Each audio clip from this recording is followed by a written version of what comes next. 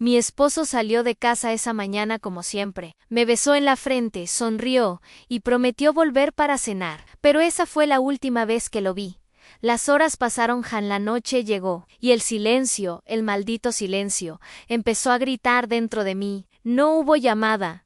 No hubo mensaje, no hubo una sola pista que me dijera por qué el hombre que juró amarme decidió desaparecer. Los días se volvieron semanas a la semana, meses, 12 meses de preguntas que nadie respondió, de noches enteras con los ojos abiertos, de intentar aprender a vivir con un hueco en el pecho, y cuando por fin empecé a aceptar que jamás lo volvería a ver. Alguien tocó mi puerta, abrían, y lo vían, era él. Al menos parecía serlo. Mismo rostro, a mismos ojos, a la misma voz, pero otro nombre. Ese fue el momento exacto en que mi vida cambió para siempre. Esa mañana parecía tan normal, tan rutinaria, que jamás hubiera imaginado que terminaría marcando un antes y un después en mi vida. Desperté con el aroma a café recién hecho, el sonido de los pájaros en el jardín y la luz del sol filtrándose por las cortinas de lino. Recuerdo haber pensado que sería un buen día. Mi esposo, Julián, ya estaba despierto, sentado en la mesa, revisando algo en su celular mientras tomaba su café. Sonrió cuando me vio y me dijo: «Hoy saldré temprano, amor, pero regreso para cenar. Lo prometo». Lo miré, le sonreí de vuelta y asentí. Nada en su voz, nada en su mirada, nada en sus gestos me hizo sospechar que esas serían las últimas palabras que le escucharía por mucho tiempo. Después de desayunar, lo acompañé hasta la puerta. Me dio un beso suave en la frente, como siempre hacía, y salió. Yo lo vi caminar hacia el coche. No sabía que ese sería el último recuerdo, claro, que tendría de él. Entrando en ese auto y alejándose de mí. Las primeras horas del día transcurrieron con total normalidad. Llamadas, pendientes, correos, nada fuera de lo común. Pero cuando el reloj marcó las 7 de la noche, empecé a sentir algo raro. Julián siempre llegaba a las 6:30, siempre, era casi una regla no escrita entre nosotros. Pensé que el tráfico debía estar terrible, o que lo habrían retenido en la oficina. Le mandé un mensaje: «¿Todo bien, amor?», pero no contestó. A las 8, intenté llamarlo. El celular sonó 3 veces y después, buzón de voz, sentí un ligero nudo en el estómago. No quise pensar lo peor. Abrí un vino, encendí la televisión e intenté distraerme, pero mi mirada volvía una y otra vez a la puerta, como si esperara que, en cualquier momento, escuchara las llaves girar en la cerradura. A las 10 de la noche, mi tranquilidad empezó a desmoronarse. Volví a llamarlo 1, 2, 3 veces. Nada. Escribí a 2 de sus compañeros de trabajo. Uno me respondió: «Salió hace horas». Lo vimos irse al estacionamiento. Mi pecho se apretó. Algo no estaba bien. Medianoche. La ansiedad me consumía. Fui hasta el estacionamiento de la empresa. Su coche no estaba. Nadie sabía nada. Nadie lo había visto después de que se fue. El silencio de las calles, la sensación de vacío, el aire denso, todo me hacía sentir que el mundo se había detenido. Regresé a casa con el corazón acelerado, cada latido resonando en mis oídos. Esa noche no dormí. Me senté en el sofá con el celular en la mano, esperando una llamada, un mensaje, cualquier cosa que me dijera que estaba bien. Pero lo único que recibí fue un silencio insoportable. A la mañana siguiente, fui a la comisaría para reportar su desaparición. Me atendieron con esa mezcla de rutina y burocracia que te hace sentir invisible. «Señora, aún no han pasado 48 horas. No podemos hacer mucho», me dijeron. Quise gritar, quise sacudirlos, quise pedirles que entendieran que mi mundo se estaba desmoronando, pero solo asentí, impotente. Así comenzó mi pesadilla. Ese fue el día en que todo cambió, el día en que mi esposo se esfumó del mapa, como si la tierra misma lo hubiera tragado. Los 2 primeros días después de la desaparición de Julián se sintieron como un limbo, como si viviera suspendida entre la realidad y una pesadilla de la que no podía despertar. Me repetía una y otra vez que debía haber una explicación lógica en un accidente, una confusión, un malentendido, cualquier cosa menos que él simplemente se hubiera ido sin decir nada. El primer amanecer sin él fue extraño. Desperté con la esperanza de escuchar el ruido de la cafetera, sus pasos por el pasillo, su voz preguntándome si quería pan tostado. Pero la casa Estaba en silencio, un silencio tan pesado que casi podía tocarlo. Caminé descalza hasta la cocina, preparé café para dos por inercia, y solo cuando serví la segunda taza me di cuenta de que no había nadie para beberla. Lloré sobre esa taza, como si en esas lágrimas pudiera encontrar alguna respuesta. Intenté mantenerme ocupada, responder correos, limpiar, hacer cualquier cosa para no pensar, pero cada notificación del celular me sobresaltaba.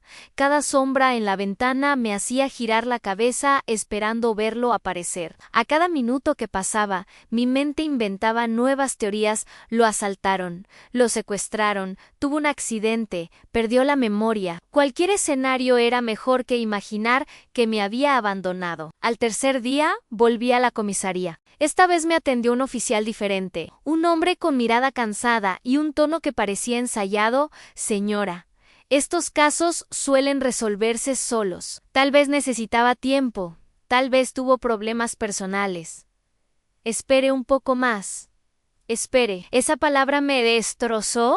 ¿Cómo podía esperar cuando cada segundo se sentía como una eternidad? Cuando cada minuto sin noticias era un cuchillo que se clavaba un poco más profundo. Comencé a llamar a todos los hospitales de la ciudad. Fui a las morgues, con un nudo en la garganta y el corazón a punto de explotar. Miraba las listas de pacientes, las fotografías, y en cada nombre que no era el suyo sentía alivio, pero también desesperación. Las noches eran lo peor. Encendía todas las luces de la casa, como si la claridad pudiera ahuyentar el miedo. Dormía en el sofá, con el celular en la mano, esperando que sonara, pero nunca sonaba. Cada ruido en la calle, cada auto que frenaba cerca, cada golpe de viento contra la ventana me hacía saltar. La ansiedad se metía bajo mi piel como agujas invisibles. Una madrugada, mientras revisaba por enésima vez sus redes sociales, noté algo extraño en mensajes eliminados, conversaciones borradas, fotos antiguas que ya no estaban. No quise pensar mal, pero la duda se sembró en mí como una semilla venenosa. ¿Qué estaba escondiendo Julián? ¿Qué vida paralela llevaba mientras yo confiaba ciegamente en él? Empecé a revisar sus cajones, papeles, cuentas bancarias. Todo parecía normal, demasiado normal, como si alguien hubiera borrado cualquier rastro de algo importante. Cada hallazgo, o mejor dicho, cada ausencia, me empujaba más hacia un abismo de preguntas sin respuesta. Mi familia intentaba consolarme, pero no podían entenderlo. Decían frases vacías, como ya aparecerá, o quizás solo necesitaba espacio, pero sus palabras me sonaban huecas. Yo conocía a mi esposo, o al menos eso creía, y así pasaron los primeros días, en una mezcla de negación, miedo y una angustia que me comía viva por dentro. No dormía, no comía, apenas respiraba. Todo lo que quería era escuchar su voz, abrir la puerta y encontrarlo allí, como si nada hubiera pasado. Pero en lo más profundo, algo dentro de mí comenzaba a susurrar que la verdad sería mucho más oscura de lo que podía imaginar. Dicen que cuando amas, te vuelves ciego. Yo solía pensar que eso era una exageración. Hasta que Julián desapareció. Después de esos primeros días de incertidumbre, mi mente comenzó a viajar hacia atrás, hacia cada recuerdo, cada conversación, cada mirada que antes había ignorado. Y entonces comencé a ver cosas que antes no quise ver. Una tarde, mientras revisaba su escritorio buscando cualquier documento que pudiera darme una pista, encontré un sobre amarillo sin remitente. Dentro había recibos de depósitos bancarios que no reconocía, montos altos, en efectivo, enviados a una cuenta con un nombre que jamás había escuchado. Mi corazón se aceleró, pero decidí no sacar conclusiones precipitadas. Debe ser un error, me repetí, pero el eco de esa frase sonaba hueco incluso para mí. Volví a revisar su celular, aunque muchas conversaciones habían desaparecido. En su lista de contactos había nombres que no me sonaban, números guardados sin fotos, mensajes recientes borrados. Sentí que mi estómago se hundía, como si cada descubrimiento fuera un escalón más hacia un abismo que no estaba preparada para enfrentar. Comencé a recordar momentos que antes me parecían normales, pero ahora, bajo esta nueva luz, tenían otro significado. las llamadas nocturnas que nunca contestaba delante de mí, los fines de semana en que tenía que trabajar y regresaba tarde, exhausto, pero con un olor distinto, como a perfume que no era mío, las discusiones pequeñas que terminaban con un «no es importante» y un abrazo que en su momento me tranquilizaba, pero que ahora sentía como una venda sobre mis ojos. Hablé con una de mis mejores amigas, Laura, quien siempre había sido muy directa. Cuando le conté sobre los depósitos, las fotos borradas y las llamadas extrañas, me miró fijamente y soltó una frase que me atravesó como un cuchillo, amiga. ¿Y si Julián tenía otra vida? Quise negarlo de inmediato, pero las palabras se quedaron clavadas en mi mente como espinas. Pasé la noche en vela, repasando cada gesto, cada sonrisa, cada beso que me había dado. ¿Era posible que el hombre que amé con cada fibra de mi ser fuera un desconocido? Al día siguiente, decidí visitar a la madre de Julián, esperando encontrar consuelo. Pero su reacción me desconcertó aún más. Cuando le pregunté si sabía algo, bajó la mirada, jugó con las manos y dijo: «Hija, a veces los hombres llevan cargas que prefieren ocultar para protegernos».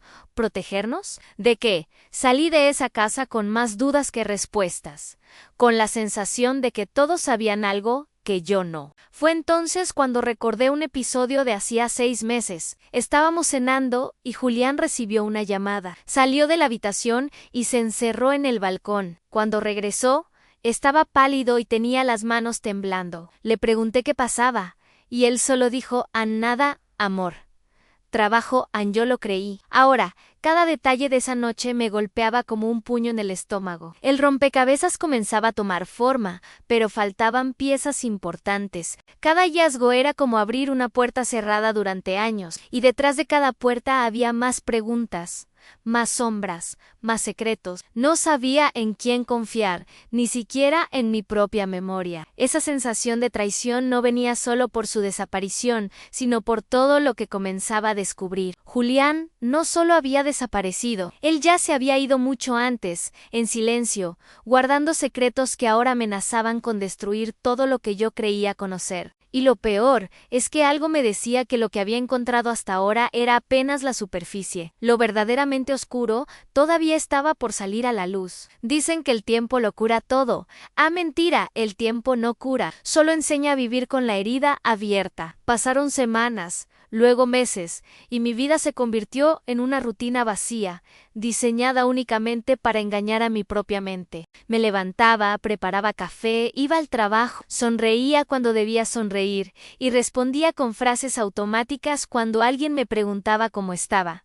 Pero por dentro estaba rota. El primer cumpleaños sin Julián fue insoportable. Puse su canción favorita, encendí una vela y esperé, como si en cualquier momento entrara por la puerta con ese ramo de girasoles que siempre me traía. Pero la puerta permaneció cerrada. El silencio se hizo tan pesado que tuve que apagar la música porque cada nota me desgarraba el alma.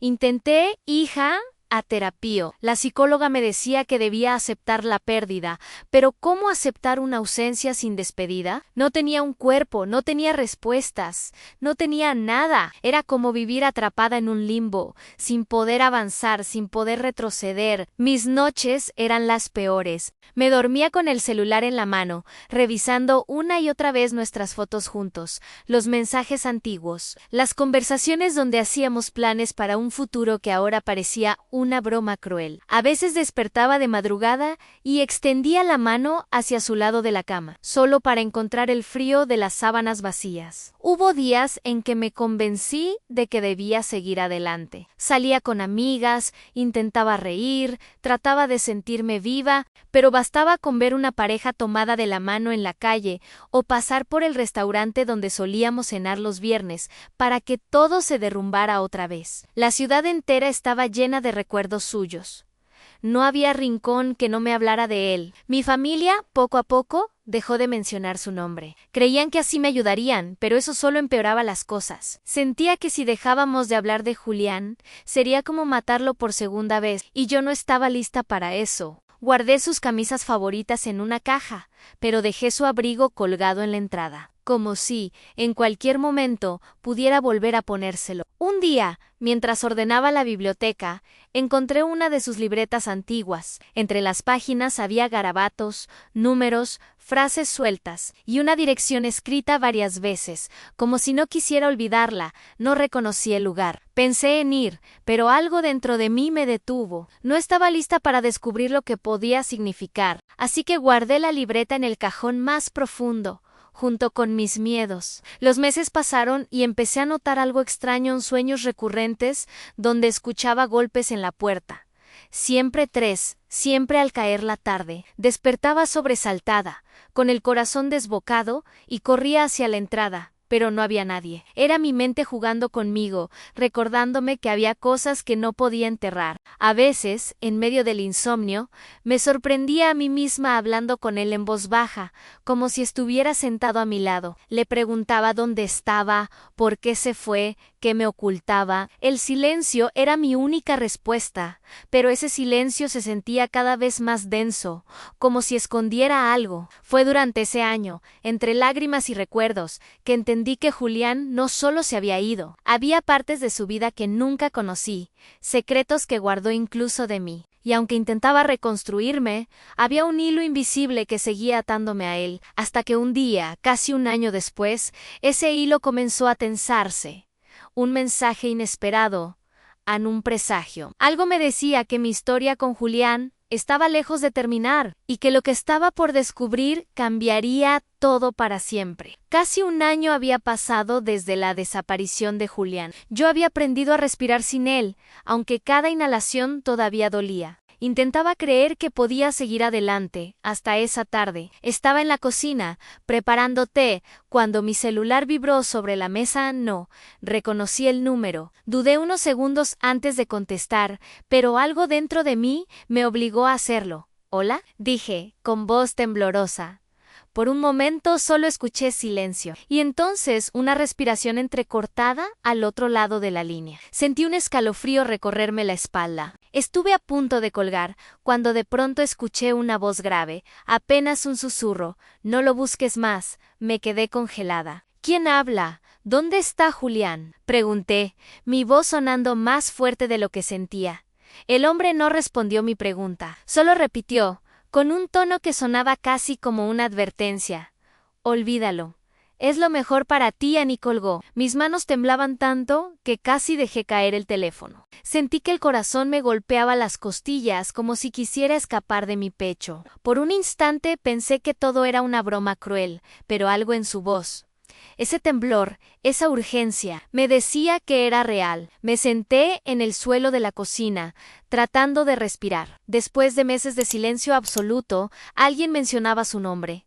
Era la primera pista en un año entero, pero, en vez de aliviarme, sentí que un frío desconocido me envolvía. Esa noche no pude dormir. Volví a revisar todo en su libreta, los recibos extraños, las cuentas bancarias. Esa dirección repetida en su cuaderno me quemaba en la mente. Hasta ese momento la había guardado en un cajón, temiendo lo que podría encontrar. Pero ahora no podía dejar de pensar en ella. Al día siguiente, reuní el valor para ir a ese lugar. Era una zona industrial, apartada, llena de almacenes viejos y calles semidesiertas. Cada paso que daba me hacía sentir más fuera de lugar, como si invadiera un territorio donde no pertenecía. Frente al almacén con el número de la dirección, mis manos sudaban. Intenté abrir la puerta, pero estaba cerrada con un candado oxidado. Sin embargo, por una pequeña rendija pude ver cajas apiladas, carpetas y fotografías pegadas en la pared. No distinguí bien las imágenes, pero supe que una de ellas era de Julián. De repente,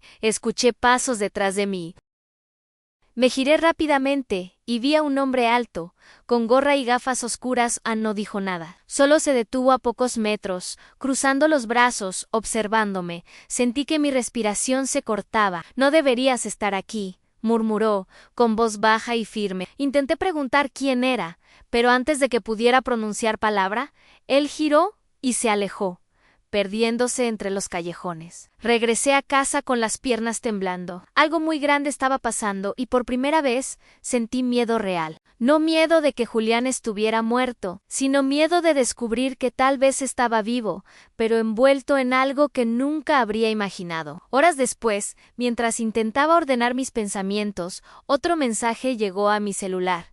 Era una foto, una imagen borrosa, tomada de lejos, de un hombre que parecía Julián, caminando por una calle que no reconocía, y debajo un mensaje corto: no confíes en nadie. Ese fue el momento exacto en que entendí que lo que estaba a punto de descubrir podía cambiarlo todo, que las respuestas que tanto había buscado podrían ser más peligrosas que el propio silencio.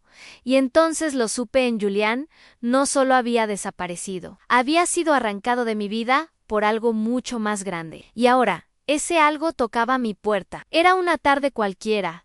Casi un año exacto desde que Julián desapareció. Estaba doblando ropa en la sala cuando escuché 3 golpes en la puerta. 3, pausados, firmes, idénticos a los que solía dar él cuando llegaba a casa. Mi corazón comenzó a latir tan fuerte que tuve que apoyarme en la mesa para no caer. Avancé lentamente, con las manos temblando, cada paso resonando en el silencio de la casa anal, a abrir la puerta. El tiempo se detuvo. Anaí estaba, de pie, frente a mí en Julián, o al menos, el hombre que tenía su rostro. Sus ojos eran los mismos que había visto 1000 veces, esa mirada profunda que solía tranquilizarme en los peores días. Su voz, cuando pronunció mi nombre, sonó idéntica, pero había algo distinto, una rigidez en su postura, una frialdad en su expresión, y lo peor de todo, aun cuando intenté abrazarlo, él retrocedió. Disculpe, creo que me confunde, dijo con una calma que me heló la sangre. Me quedé en shock, como si mi cerebro se negara a procesar lo que escuchaba. Julián, eres tú. Lo sé. ¿Dónde estabas? ¿Qué te hicieron? Él frunció el ceño, mirándome como si fuera una desconocida. Sacó una billetera de su bolsillo, abrió una credencial y me la mostró. Ahí estaba su foto, su rostro, pero otro nombre: Emilio Bauhaus. Señora... No sé quién es Julián. Mi nombre es Emilián. Creo que se equivoca. Sentí que las piernas me fallaban. Me agarré del marco de la puerta para no caer. No, no puedes decirme eso. Eres mi esposo, mi Julián. Mírame. Él dio un paso atrás, visiblemente incómodo. Sus ojos brillaban, pero su expresión permanecía inquebrantable. Lo siento. Lo siento. Creo que está confundida. Buenas tardes. Intentó irse, pero le sujeté el brazo con todas mis fuerzas. En ese instante, noté algo: la cicatriz en su muñeca. La misma, exactamente en el mismo lugar, producto de una caída en bicicleta hace años. Esa cicatriz es tuya, eres tú. Por primera vez, sus ojos se suavizaron. Fue apenas un segundo, un destello, pero lo vi. Algo dentro de él reconocía lo que yo decía, y sin embargo, enseguida bajó la mirada y murmuró: «Olvídeme, por favor. Por favor». Se giró y comenzó a alejarse. Corrí tras él, gritando su nombre, pero no volteó. Solo escuché cómo su respiración se aceleraba, como si él también estuviera luchando contra algo que no podía controlar. Me quedé parada en la calle, temblando, viendo cómo se alejaba hasta perderse entre la multitud. Sentí un torbellino de emociones: alivio por verlo vivo, dolor por su rechazo y una angustia insoportable por no entender qué estaba pasando. Esa noche no pude dormir. Reproducía en mi mente cada detalle: a la mirada, el tono de su voz, la forma en que tembló cuando vio mi rostro. Era imposible que no me reconociera. Algo más estaba ocurriendo. Al día siguiente, volví al almacén de la dirección que había encontrado en su libreta, pero el lugar estaba vacío. Cajas tiradas, polvo en el suelo, como si alguien lo hubiera desalojado deprisa. En una esquina encontré una fotografía arrugada. Era Julián, o Emilio, abrazando a un hombre desconocido. En el reverso, una fecha reciente. Me invadió un frío profundo. No se trataba de un abandono cualquiera. Había algo mucho más grande, mucho más oscuro. Esa misma noche, recibí otro mensaje anónimo: «Sí, sigues buscándolo. Te vas a arrepentir. Me quedé sentada en el suelo, con el celular en la mano, sintiendo como mi mundo se desmoronaba por segunda vez. Porque ahora ya no se trataba solo de encontrarlo, sino de descubrir quién era el hombre que dormía a mi lado durante todos esos años. Esa noche apenas dormí, cerraba los ojos y lo veía ahí, de pie en mi puerta, con su misma voz, sus mismos ojos. Pero otro nombre, no podía entenderlo. No quería entenderlo. Todo mi cuerpo temblaba con una mezcla de miedo, esperanza y rabia. Al amanecer, decidí que no podía quedarme de brazos cruzados. Si Julián no me daba respuestas, yo las encontraría por mi cuenta. Busqué la foto que encontré en el almacén. En el reverso había una fecha reciente y un pequeño sello con un logotipo que no reconocía. Después de varias horas buscando, descubrí que pertenecía a una empresa de importaciones y exportaciones con sede en Monterrey. Llamé fingiendo ser una clienta interesada. La voz al otro lado sonó nerviosa cuando mencioné el nombre Emilio Vargaus. Hubo un silencio incómodo, un suspiro, y luego la persona colgó abruptamente. Eso confirmó mis sospechas en Julián, o Emilio, estaba relacionado con algo que alguien quería mantener oculto. Decidí visitar personalmente la dirección de la empresa. Al llegar, encontré un edificio moderno, con cristales polarizados y seguridad privada. No me dejaron pasar, les mostré la foto y pregunté por Julián. Los guardias se miraron entre sí, tensos,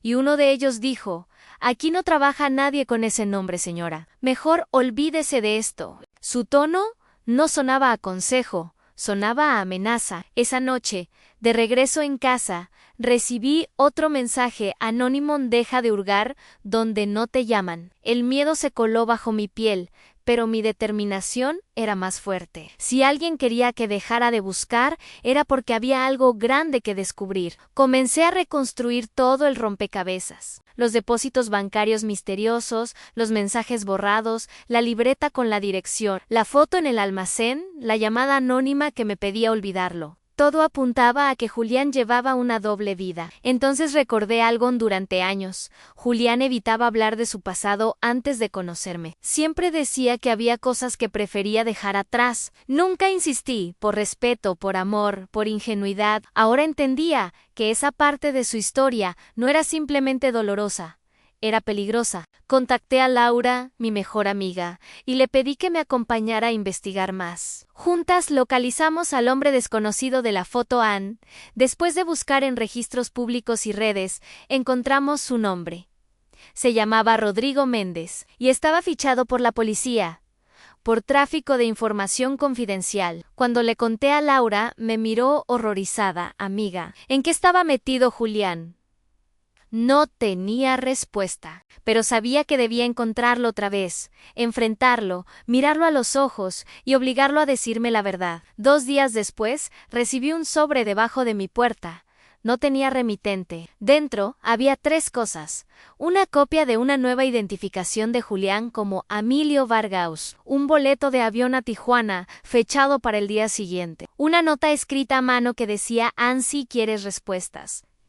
Ven sola. Mi cuerpo entero se paralizó. Sentí el frío recorrerme la espalda. La letra era la de Juliana, no cabía duda. Laura me rogó que no fuera, que podía ser una trampa. Pero después de todo lo que había vivido, después de un año entero de silencio, no podía dar marcha atrás. Necesitaba saber quién era el hombre que dormía conmigo, quién era el padre de los sueños que alguna vez compartimos. Esa noche preparé una mochila pequeña y guardé la foto, la libreta y el sobre misterioso. Mientras me miraba al espejo, apenas reconocía a la mujer que veía. Ya no era la misma. Ya no era solo una esposa desesperada buscando a su marido. Ahora era alguien que entraba en un juego que no entendía. Un juego donde cada respuesta podía costarme todo. Y en lo más profundo, una voz me decía que la verdad que estaba por descubrir no solo cambiaría mi vida, sino que podría ponerla en peligro. Tomé el vuelo a Tijuana con las manos heladas y la garganta seca. La nota decía: «Ven sola».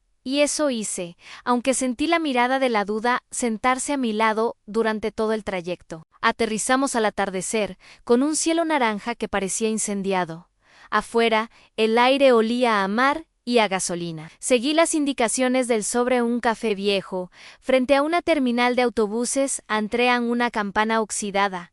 Sonó sobre mi cabeza, me senté en la mesa del fondo, pedí agua. Conté los segundos, luego los minutos y entonces lo vi. Entró con una chamarra oscura, gorra baja, la sombra cubriéndole la mitad del rostro. Emilio, pensé, y el corazón me dio un vuelco. Se detuvo antes de acercarse, como midiendo el peligro en el aire. Cuando llegó a mi mesa, no me abrazó, solo se sentó y bajó la voz. No puedo quedarme mucho, nos están mirando. Mi piel se erizó. Apreté el vaso para no temblar. ¿Quién eres?, pregunté. ¿Julián o Emilio? Su mirada se quebró un segundo. Luego suspiró. Soy las dos cosas, y ninguna. Sacó un sobre manila de su mochila y lo empujó hacia mí. Dentro había copias de transferencias, nombres, rutas, fotos del almacén y el logotipo de la empresa de importaciones. No era un trabajo cualquiera, dijo. Me metí donde no debía. Creí que podía arreglarlo desde adentro. Denunciar sin que te tocaran. Fallé en el día que desaparecí. Ya me habían marcado. Si te decía algo, te ponía en la mira. La única forma de salvarte fue borrarme, cambiar de nombre, convertirme en otro. Me quedé muda. El ruido de los camiones, las tazas, los murmullos, todo se alejó. Solo escuchaba esa palabra, salvarte. ¿Y por qué volviste? ¿Por qué tocaste mi puerta? Porque te debía la verdad, susurró. Y porque a veces soñaba con tus girasoles en la cocina. No sabes cuántas veces te hablé en silencio, pero cuando te vi, me tembló, la vida tenía que negarte. Tenía que hacerlo para que siguieras viva. Las lágrimas me ardieron, pero no cayeron. ¿Cuánto tiempo planeas ser, Emilio? Hasta que todo esto termine. Si termina, hay gente por arriba, por abajo, por todos lados. Yo doy información, me muevo, a veces corro. A veces me escondo, lo miré largo rato. El mismo lunar en el cuello, la misma cicatriz en la muñeca, el mismo amor, quizá, escondido entre capas de miedo, y nosotros, alcancé a decir, ¿qué hacemos con lo que fuimos? Él tragó saliva. Tomó mi mano por un segundo, apenas un roce, como el último rayo de sol antes de la noche. Nos guardamos, dijo. ¿Cómo se guardan los milagros en un lugar a donde nadie llega? Quise odiarlo. Quise golpear la mesa, romper el sobre, gritarle que un amor de verdad no se esconde, pero también quise abrazarlo, decirle que me llevara con él, que prefería la incertidumbre a su ausencia. En mi pecho peleaban la rabia y la ternura. Tengo 3 opciones, dije al fin, con la voz rota. Perdonarte y esperarte. Olvidarte y rehacer mi vida, o empezar de nuevo, pero sin ti. Él asintió, con los ojos brillando. Las 3 son valientes, pero solo una te salva, la que te devuelve a ti misma. Nos quedamos callados. Entonces dejó otra cosa sobre la mesa, una llave pequeña, con un número grabado, un casillero en la estación, explicó. Ahí hay todo lo que necesitarías. Si decides denunciar, pruebas, nombres, fechas. Si lo haces, no vuelvas a buscarme. Si no lo haces, quema ese sobre... Y vívanme. Levanté primero. El café parecía más chico, como si no pudiera contener tanto pasado. Caminé hasta la puerta. Antes de salir, volté. Él seguía ahí, inmóvil, con esa mezcla de hombre y fantasma. Le hice un gesto mínimo, el mismo con el que solíamos despedirnos desde la ventana cuando él iba al trabajo. Sonrió, apenas fue suficiente. Fui al casillero, abrí y guardé la llave de vuelta. Cerré, caminé hacia el malecón y me senté frente al mar. La brisa me enredó el cabello y por primera vez en un año respiré hondo sin sentir que me faltaba el aire. Entendí que perdonar no siempre es volver. A veces es despedirse con dignidad. Regresé a mi ciudad al amanecer. En casa colgué su abrigo por última vez y después lo doblé con cuidado y lo guardé en la caja donde duermen los inviernos. Llamé a Laura le dije, hoy empiezo de nuevo, no denuncié, no quemé nada. Guardé el sobre en un sitio seguro, como quien resguarda un mapa por si alguna vez necesita volver al principio, y cada vez que suenan 3 golpes en mi puerta, sean reales o inventados por mis sueños, respiro, pongo girasoles en la mesa y elijo otra vez regresar a mí, porque entendí que a veces el amor que más nos salva no es el que nos encuentra, sino el que nos deja ir.